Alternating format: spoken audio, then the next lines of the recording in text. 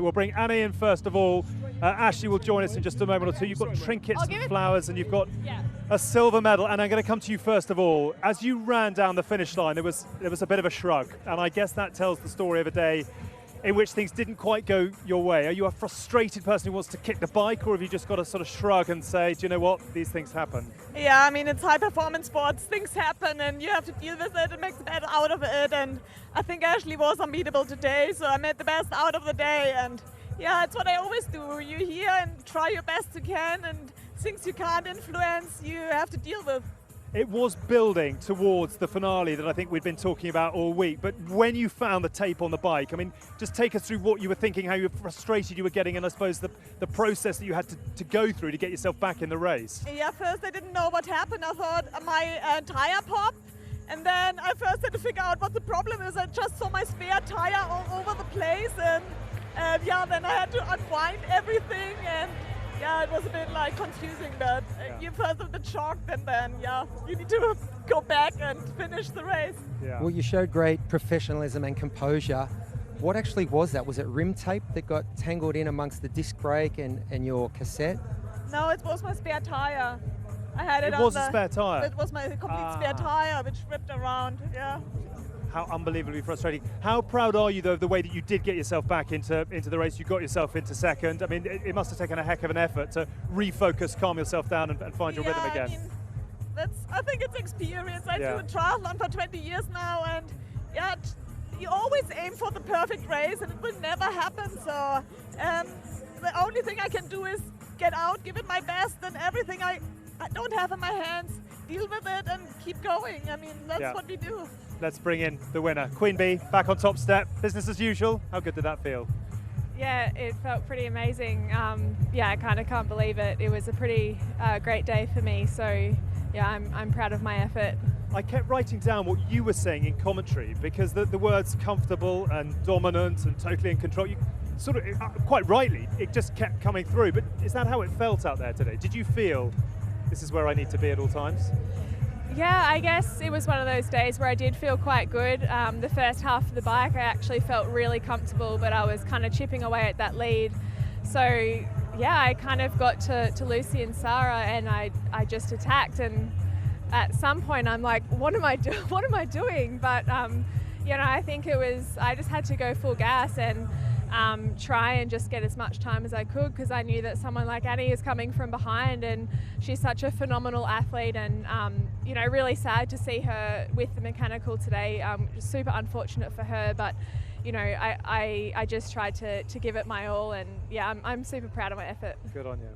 Yeah, I've got a question. I mean, the race played out. As a fan, it was great to watch. I think the tactics on the bike, was that something that was pre-planned, or I mean, you seem to be more proactive today and just made a decision to, rather than wait for moves, make some moves. Was that a pre-planned thing, or were you just playing what you saw as it played out? It definitely wasn't planned. I think no one really knew how hard this bike course was until about 6 p.m. last night, when we were able to do, you know, a bus tour of it, because we were on like major highways, so it's not rideable. So we actually all found out the bike course basically last night and the ins and outs of it. So yeah, I guess that it quite suited me. Like I felt really strong with the bike, and I've been really trying to make those improvements so I'm a more complete athlete across swim, bike and run, and I think that really showed today, so I'm really proud of that. Well, I think you've always been a complete athlete. It looked like, notwithstanding the pain, it looked like a fun course, a lot of climbing, some technical sections. Of course, you both have a short course background, and it showed out with the technical skills. But I do have another question. After seeing your interview after Milwaukee 2 weeks ago and how emotional you were when you saw Paula Finley with her mum, you must be excited to be heading home after a long overseas stint. Yeah, definitely. It definitely fueled the fire today. You know, I really committed to being overseas for about 4.5 months now. I put my head down, I focused. It was just all about swim, bike and run, and sometimes I think that's just what you need to do to get the best out of yourself. And when I go overseas, I make sure that I do go all in and try and do all the things right. But of course, there's my life in Australia that I kind of miss out on too. But it brings me motivation to know that I'm going home to that, and then I can be a bit more of a normal person once I get home, and celebrate with my family and friends who support me so much from Australia. You've got a lot of celebrating. You've also got one more big job tomorrow because you're in the commentary box with us, so you need an early night, not too much celebrating. One last very quick question. This is turning into quite a rivalry. Back on the start line next year?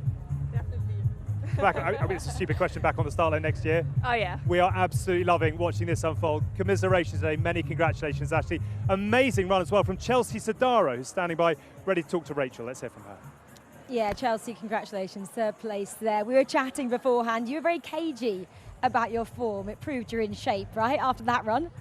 To be totally honest with you, I didn't really know what to expect. I got quite sick during my last race about 2 months ago, and it took me a while to figure things out. So I've had 3 or 4 really solid weeks of training, and I was optimistic, but you never really know until you're out there. And obviously we saw these women are just unbelievable athletes, so you have to bring your A game every time.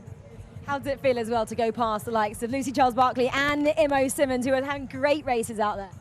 You know, I've had quite an up and down season, and I've started to get legacy questions, people telling me things like, well, you'll always have that Kona win, and I think that this confirms that I'm very much still here, still in my prime, and I'm really getting after it. So I'm happy to have a really positive race experience as we head into the championship season. Never in doubt. Finally, the Love Heart crossing the finish line. Who was that for?